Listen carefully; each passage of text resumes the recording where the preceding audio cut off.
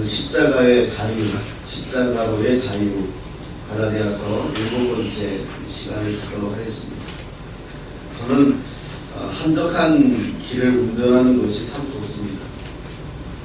시골길을 운전하다 보면 힐링이 되고 또 사람 사는 그런 맛도 느낄 수 있고, 그래서 시골길을 이렇게 운전하면 참 행복해진다 하는 생각을 가지게 됩니다.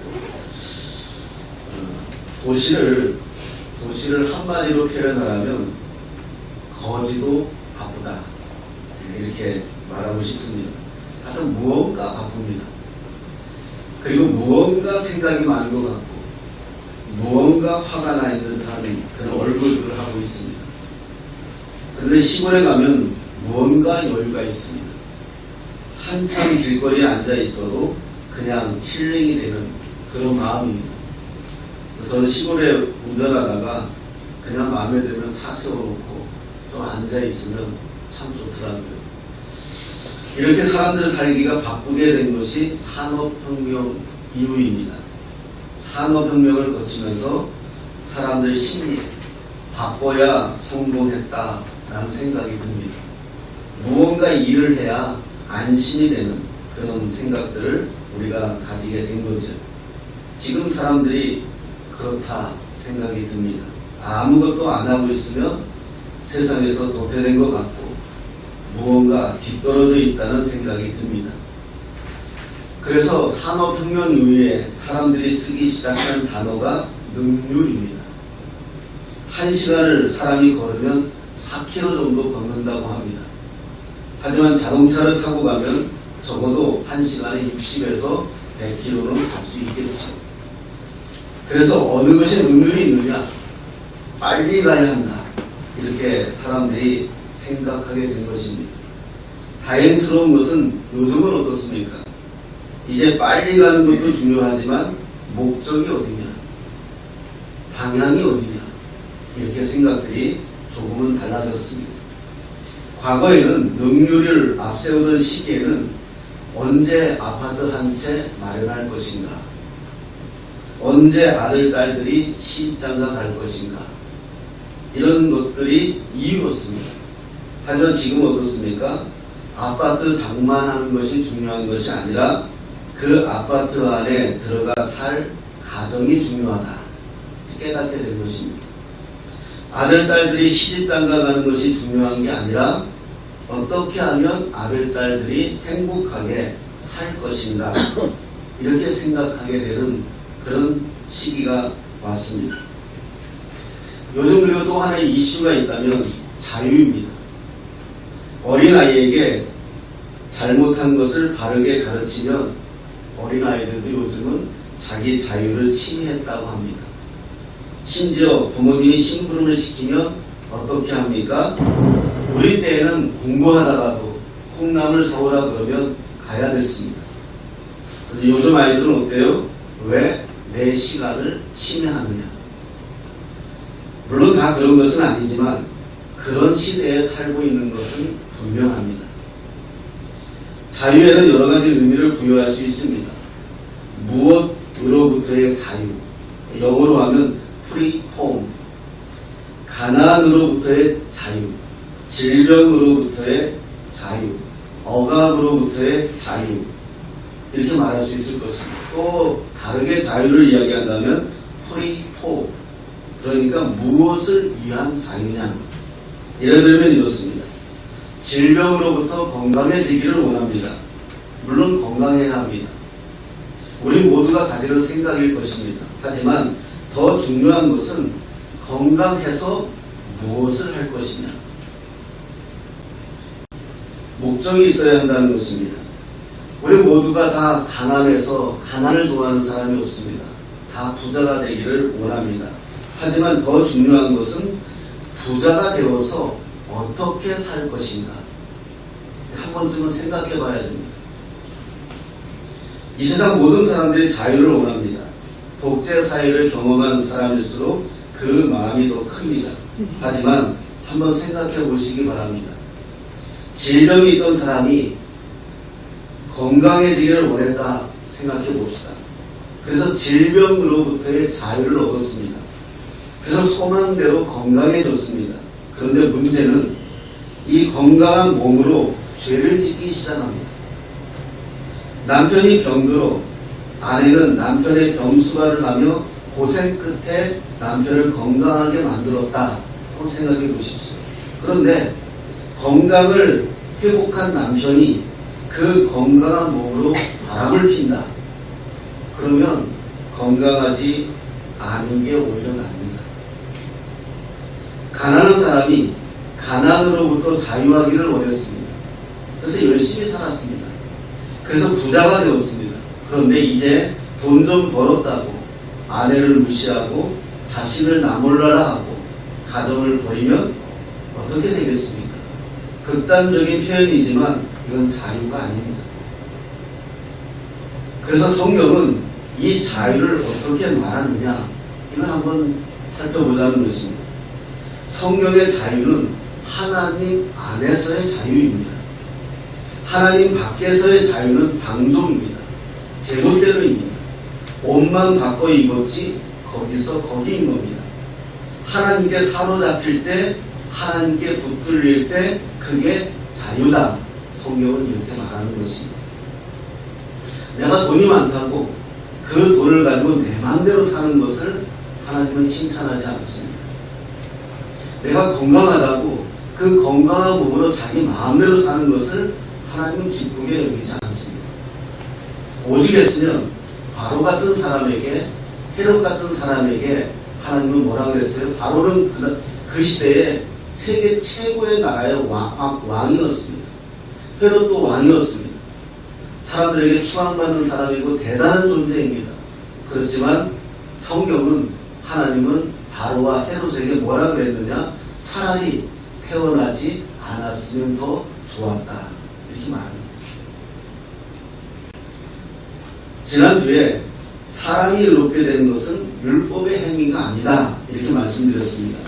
사람이 의롭게 되는 것은 예수를 믿는 것이다. 이렇게 말씀을 드렸습니다. 율법의 행위로는 의롭다함을 얻을 육체가 없다. 이게 성경의 가르침입니다.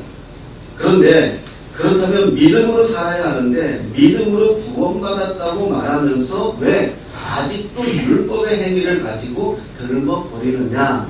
그 이유는 자유에 대한 이해가 아직 되지 않았기 때문이다. 말씀드렸습니다. 제가 서울에서 부교육자 생활할 때 그 교회는 탈북자들이 참 많았습니다.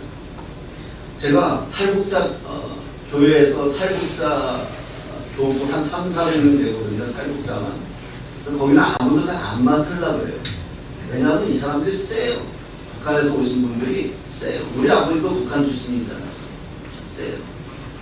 그러니까 거기는 안 맡으려고 그래요. 전도사님들도 수틀리면 이 갓나 그랬거든요. 수틀리면 이 갓나 확 죽여버리는 거예요. 그 전도사님들도 별로 안 맡으려고 그래요. 목사님들도 잘 안 맡으려고 그래요. 속된 말로 전문용어로 돈도 안 되면서 힘들어요. 이 사람들은 내가 다 사줘야 돼요. 알아서 얻어먹는 것도 어려워요. 그래 누가 갈라 하겠습니까? 그래서 목사님이, 담임 목사님이 맡겨가지고 갔는데, 그래서 탈북 사역하면서 국정원도 가봤어요. 예. 제가 맡은 탈북인 중에 한 명이, 우리 기억날 거예요. 땡목 타고 이 북한에서 넘어온 한 가정. 근데 이 남편이 장교예요. 고급 장교예요, 북한에서. 그래서 설교 시간에 합당한지 모르겠지만 우리나라가 좀 비겁해요. 그래가지고 이 정보 장교가 넘어오면서 자기가 갖고 있는 고급 정보를 다 줄 테니까 우리 부부를 미국으로 보내달라. 그리고 우리가 넘어왔다는 것 자체도 비밀로 해달라. 왜? 북한에 형제 자매들이 다 있으니까. 근데 우리 정부가 그런 약속을 어겼어요. 발표를 해버렸어요. 이름까지 내고 사진까지 내고. 그러니 북한은 3대가 수청을 당하잖아요. 그리고 미국도 안 보내주는 거예요.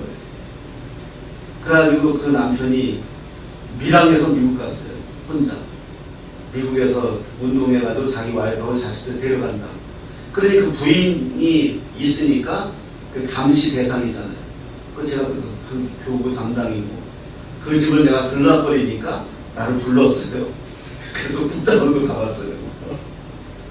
그런데 그 말을 드리고 싶은 것은 아니라 이 탈북자들은 본인들 표현으로 목숨 걸고 자유를 찾아 사지를 넘어온 사람들이에요. 이분들이 한결같이 말하는 게 있습니다. 대한민국에 와서 참 좋은데 풍요롭고 하고 싶은 거 다 할 수 있고 너무 좋은데 쉽지만은 않다. 그 이유가 북한에서는 하라는 일만 하면 됩니다. 시키는 일만 하면 됩니다. 하지만 대한민국에 와서는 스스로 다 결정해야 합니다. 하다못해 북한에서는 먹을 것도 나라에서 정해줬어요. 하지만 대한민국에 와서는 오늘 내가 무엇을 먹을지조차 내가 스스로 결정해야 하는데 이게 어렵다는 거예요. 어렵지. 율법도 마찬가지입니다. 율법은 하지 말라는 거 안 하면 됩니다. 도둑질 하지 말라? 도둑질 안 하면 됩니다. 그리고 하라는 거 하면 됩니다. 주일 성수해라? 주일 성수하면 됩니다. 그러면 착한 신앙입니다. 율법적인 신앙생활하면 신앙의 능률도 오르는 것 같아요. 내가 주일날 한 번도 빠지지 않고 예배를 드렸다. 그 자체가 나의 기쁨이 되잖아. 자랑거리가 돼요.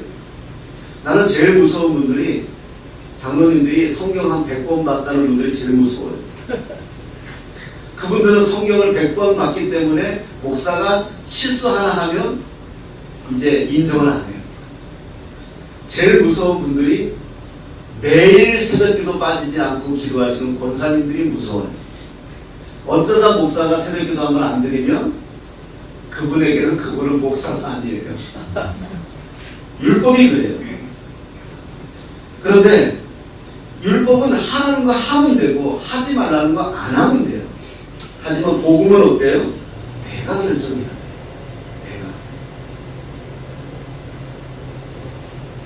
내가 그것을 해야 되는지 안 해야 되는지를 내가 결정해요.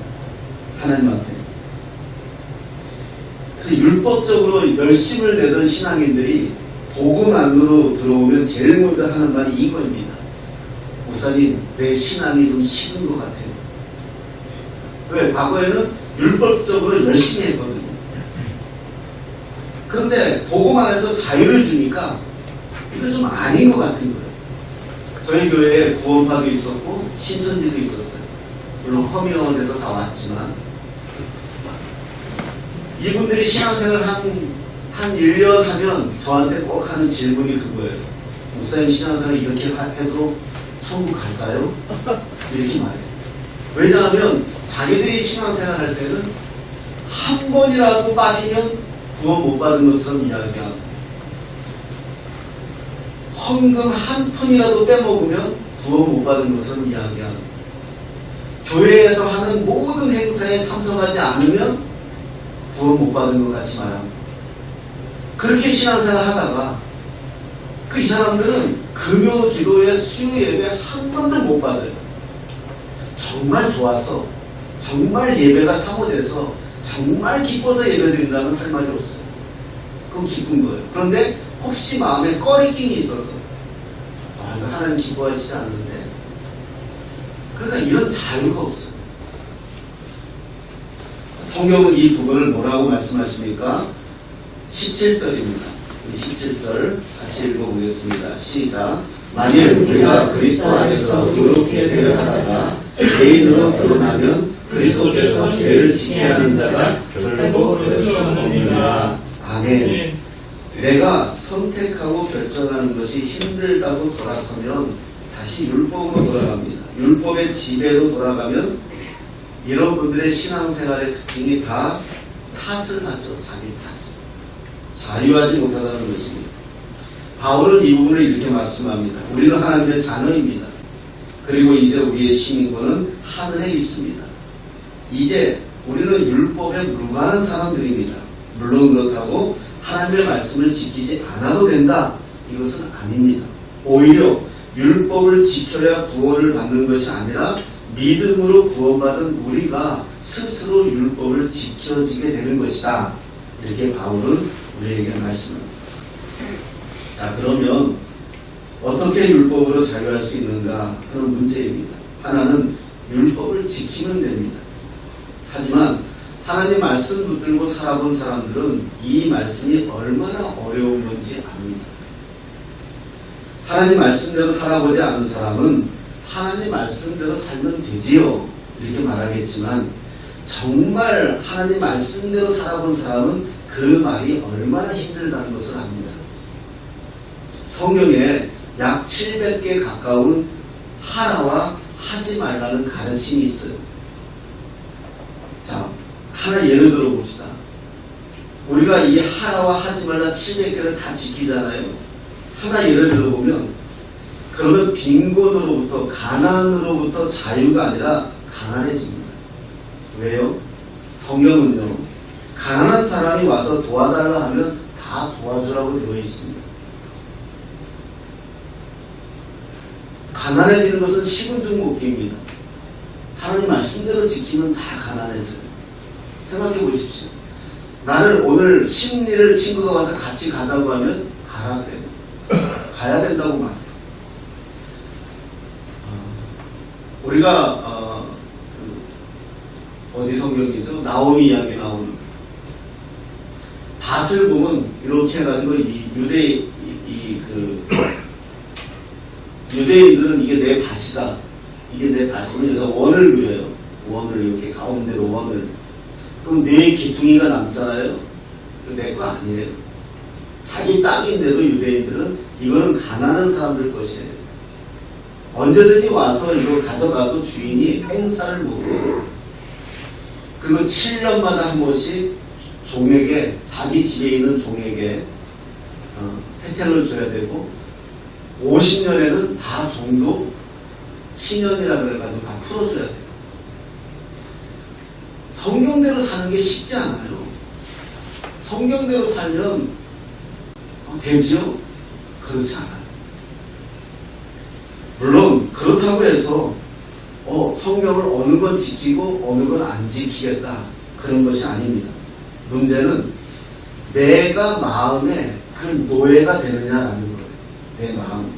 늘 하나님 앞에서 죄스럽고 죄송하고 그런 마음을 자꾸 만들게 된다는 거예요. 그래서 하루 종일 회개하다 벌을 가봅니다. 그래서 성경은 뭐라 말씀하십니까? 하나님 앞에 의인은 없나니 하나도 없다, 이렇게 선포하는 것입니다. 그래서 율법의 끝은 죽음입니다. 죽으면 자유로워지는 겁니다. 그래서 바울은 오늘 본문처럼 이렇게 말씀하시는 것입니다. 우리가 먼저 죽자, 이겁니다. 어차피 우리는 율법으로 죽어야 되는 사람들인데, 그러면 우리가 먼저 죽자는 겁니다. 율법으로 나를 죽기 전에 내가 먼저 죽자. 그래서 그 방법이 예수님이 지신 십자가입니다. 왜 예수님이 지신 십자가인가? 거기에는 부활이 있으니까요. 우리가 죽어 끝나면 죽을 이유가 없잖아요. 네. 그렇게 죽으면 안 되잖아요. 그래서 예수님이 지신 십자가에서 나도 죽는 것입니다. 십자가는 무엇입니까? 십자가 앞에 내가 서면 내가 죄인이라는 것을 깨닫게 됩니다. 오늘 말씀드린 것처럼 하나님 말씀 앞에, 하나님 앞에 다 부끄러운 부분이 없는 거예요. 책망 받을 것밖에 없는 거예요.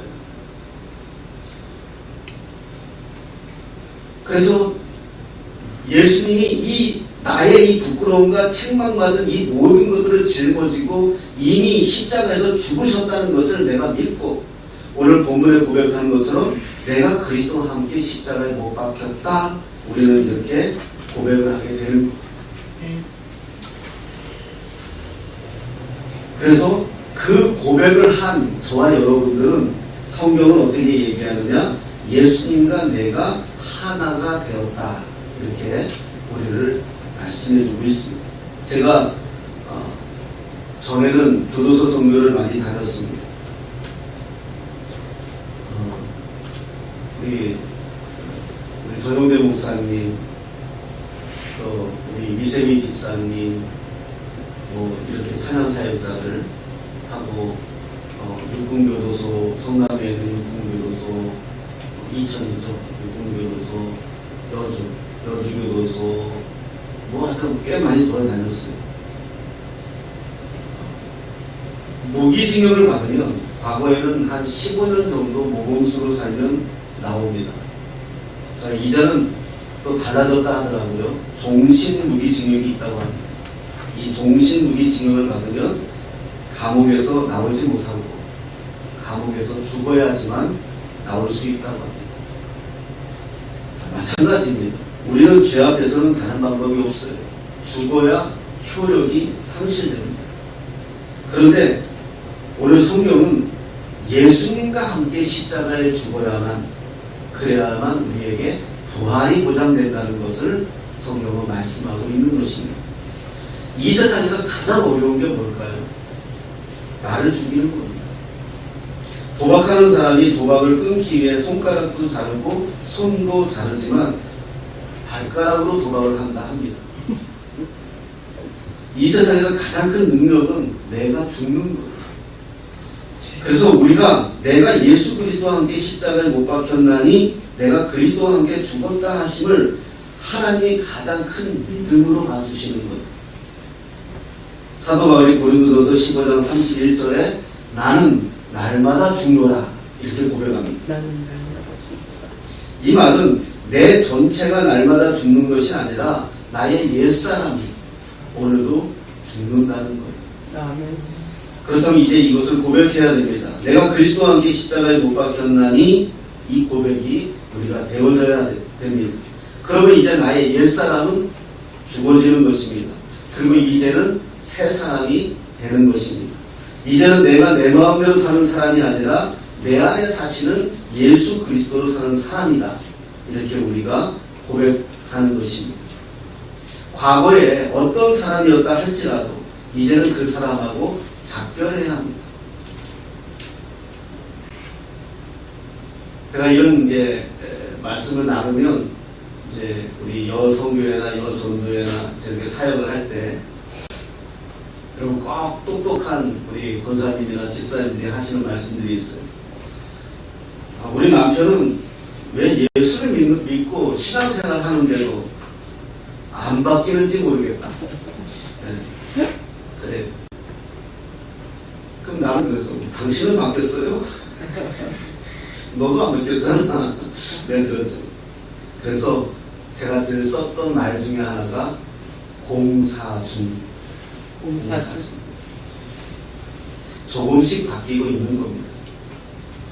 다시 태어나면 갓난아기가 되잖아요. 걸음마도 배워야 되고 발도 배워야 됩니다. 이제 하나님 나라에서 쓰는 말로 바뀌어야 되고 하나님 나라에서 사는 생각도 바뀌어야 됩니다. 이제 하나님 생각하며 살아야 하잖아요. 그러게 왜 저 사람이 변하지 않지? 저 사람이 예수 믿는 게 맞아? 그렇게 생각하시지 마시고 이제 하나님께서 공사 중이시구나. 자, 하나 생각해 보겠습니다. 욕심이란 게 있습니다. 욕심 없는 사람이 없습니다. 예수 믿었다고 욕심이 사라지나요? 아닙니다. 욕심도 종류가 있습니다. 욕심이 없으면 성장이 없습니다. 인간의 욕심은 나쁜 것이기도 하지만 어떤 결과를 얻기 위한 수단도 됩니다. 어느 것이 옳고 어느 것이 옳지 않다는 것은 하나님만 아십니다. 이 마음이 바뀌는 것입니다. 전에는 내가 판단하고 정죄하고 결정을 줬다면 이제는 하나님이 판단하고 결정하신다고 믿고 기다릴 수가 있는 것입니다. 이렇게 생각하면 됩니다. 그 욕심을 나에게 적용시켜서 내가 불편하면 그건 좋은 욕심이 아닙니다. 하지만 나에게 적용시켜서 나쁘지 않으면 나쁜 욕심이 아닙니다. 한 가지만 생각해 하십시오. 오늘 말씀은 십자가에 내가 죽었다는 것입니다. 이제 내가 사는 것이 아니요 내 안에 사시는 예수 그리스도 산다 하는 이 말씀입니다. 그렇다면 이제 나도 죽은 것입니다. 저는 개인적으로 상처가 참 많은 사람입니다. 거절의 상처가 참 많아요. 어려서 밥 한 끼 먹어도 눈칫밥을 먹고 산 사람입니다. 그래서 내 안에 상처가 가득했습니다. 다른 사람에게 그래서 상처를 참 많이 주었습니다. 물론 제일 그 상처를 받은 사람들이 제 아내요, 제 아들입니다. 그리고 여러분일 수도 있습니다. 십자가 앞에 서봤습니다. 저의 가증한 모습을 보았습니다. 저는 그래서 십자가를 선택했습니다. 사도 바울과 같이 십자가 앞에서 내가 죽었다고 선포했습니다. 그리고 그 믿음으로 살아내고 있습니다. 하지만 잘 사나요? 아직 멀었습니다. 하나님께서 공사 중이십니다. 하지만 그래도 압니다. 옛사람이 이제 죽었다고. 원망하던 옛사람, 불평하던 옛사람, 한탄하던 옛사람 죽었습니다. 내 상처가 무엇이고 내가 무엇을 잘못했는지는 알게 되었습니다. 이제는 압니다. 제가 아무리 한평생 선하게 산다 해도 그것은 선한 게 아닙니다. 주님이 하신 것입니다. 내가 살아있는 이유가 예수님의 십자가입니다. 아멘. 나를 위하여 하나님의 아들이신 예수 그리스도가 자기 몸을 버린 그 예수님을 믿음으로 사는 것이다. 아멘. 사랑하는 여러분, 저와 여러분들을 묶고 있는 어떤 것들이 있습니다. 자유하지 못하는 것들이 있습니다. 습관이 있을 수가 있고 욕심이 있을 수가 있고 있습니다. 내가 죽으면 이것들이 자유로워집니다. 우리 태어나면서부터 욕심을 가지고 태어납니다. 남을 이겨야 돼요. 더 많이 가져야 돼요. 더 많이 누려야 돼요. 아멘. 그래서 선한 데 사용하면 아주 선한 것이지만 안 좋은 것에 사용하면 그것은 남을 아프게 하는 도구가 되거든요. 이 세상에서 제일 조용한 곳은 공동묘지입니다. 옛날에 부산에서 있을 때 우리 담임 목사님이 제가 교육전도사로 있을 때 매일 공동묘지 가서 둘이 기도했어요. 새벽기도 끝나면 저를 데리고 공동묘지를 가는 거예요.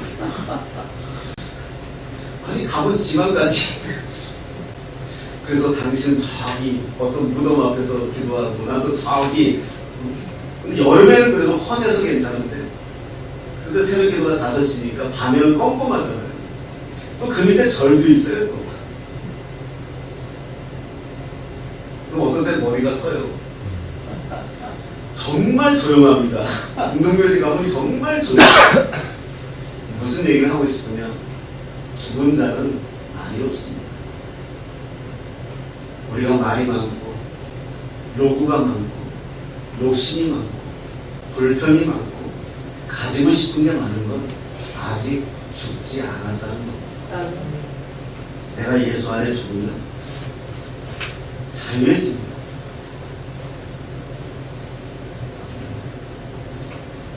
갑자기 이제 이 생각이 나는데요. 제가 서울에서 이제 사역할 때 거기는 이제 새벽 기도가 4시에 있고 5시에 있어요. 교회가 크다 보니까 1부 새벽 기도가 있고 2부 새벽 기도가 있는데 1부 새벽 기도가 새벽 4시에요. 그럼 저 같은 경우는 3시에 일어나야 돼요. 새벽 기도를 제가 4시 새벽 기도 설교를 담임 목사님이 저한테 맡겨가지고 그리고 4시 새벽 기도를 가야 돼요. 그럼 새벽 3시부터 일어나서 준비해서 이제 가다가 반주자를 제가 태우고 가요. 그래서 참 반주자도 대단한 분이죠. 교회 3시에 일어나서 그분도 똑같이 준비하고 그 다음에 저만 집에 가고. 근데 어느 날 다시 새벽기도 끝나고 제가 태워다 드리고 오거든요. 집으로. 집에 오면 한 6시쯤 되는데 어느 날 내려드리려고 집 앞에 세워드렸는데 목사님 잠깐 상담 좀 하면 되냐 말씀하시라고. 그랬더니 남편이 바람을 핀대요. 자기는 예수를 믿고 자기 남편도 예수를 믿는데 남편이 바람을 핀대요. 언제부터 알게 됐는데 모르는 척하고 있는데 한계에 와 있다. 오늘 아침에 새벽 기도에 반주를 하겠다고 일어서서 나오는데 자기 마음속에 어떤 마음이 드느냐, 자기 발로 자기 남편의 목을 누르고 싶대. 예수 믿는 사람이 새벽기도에 반주하기 위해서 그 여름이나 겨울이나 한 번도 빠지지 않고 반주하시는 분, 그러면 주일에도 새벽기도가 있습니까?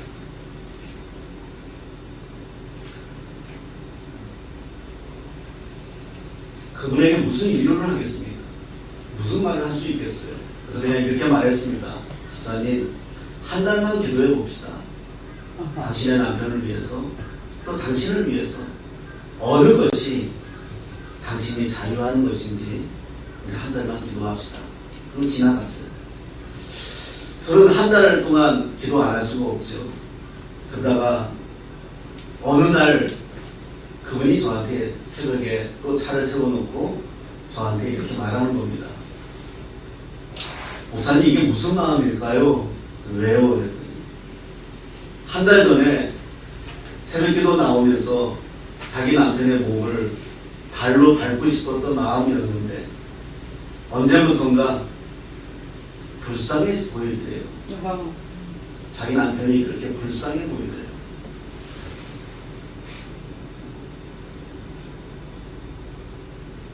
그러면서 이 마음이 무슨 마음일까요? 그러더라.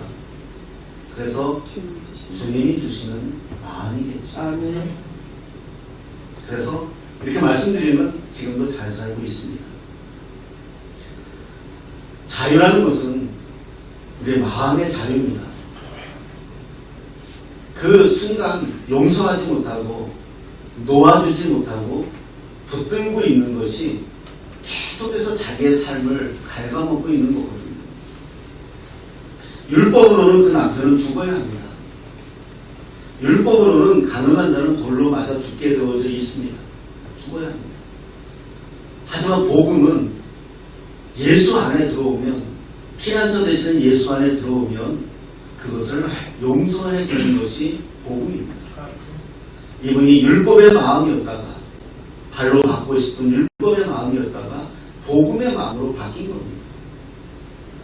그래서 저한테 기도해달라고 하면서 기도의 내용이 이거였습니다. 목사님, 살면서 이 감정이 다시는 생각나지 않도록, 남편을 볼 때마다 이 감정이 다시는 생각나지 않도록 기도해 주십시오. 한 번씩 그 생각이 나면 우리가 왜 일본을 아직도 잊지 못합니까? 우리가 왜 70 몇 년입니까? 30년. 이 100년 가까운 세월이 된 그 일제, 우리가 당한 것도 아니라 우리 조상들이 당한 그것을 잊지 못하는 것은 우리 마음에 상처와 한이 남아져 있는 거거든요. 근데 성경은 자유하라는 겁니다. 십자가 앞에서 자유해야 됩니다. 그래서 그것은 남편을 살리는 길이 아니라 자기를 살리는 길입니다. 아멘. 그래서 얼마나 다시 밝아지고, 또 그 남편이 어느 날 정말 용서를 구하고, 자식들 앞에서도 용서를 구하고 가정이 회복되는 것을 보았습니다. 오늘 성경은 우리가 예수 그리스도 안에서, 십자가 앞에서, 우리는 십자가에서 예수 그리스도와 함께 죽고, 그 예수 그리스도가 이제 다시 살아났으니 이제는 내가 사는 것이 아니요 내 육체 가운데, 이 몸뚱아리 가운데 사는 것은 나를 사랑하사 나를 위하여 자기 자신을 버리신 하나님의 아들을 믿는 믿음 안에서 사는 것이다. 아멘. 믿음 안에서 우리는 살아가는 것입니다. 아멘. 믿음의 용서가 있고, 믿음의 자유가 있고, 믿음의 은혜가 있는 것입니다. 심지어 바울은 이렇게까지 얘기합니다. 내가 하나님의 은혜를 패하지 아니하노니 만일 의롭게 되는 것이 율법으로 말미암으면 그리스도께서도 헛되이 죽으신 것이다. 왜냐하면 그러면 예수님도 율법으로 죽는 거 아닙니다. 그럴 수 없다. 그래서 우리는 하나님의 은혜 안에 이제 저와 여러분들을 살리시고 부활시키는 것, 죽어서 부활하는 믿음이 아니라 오늘 살아서 믿는 믿음, 영원히 함께 하실 것입니다. 아멘. 예수님과 함께 하시며 승리하시기를 예수님의 이름으로 축원합니다. 아멘.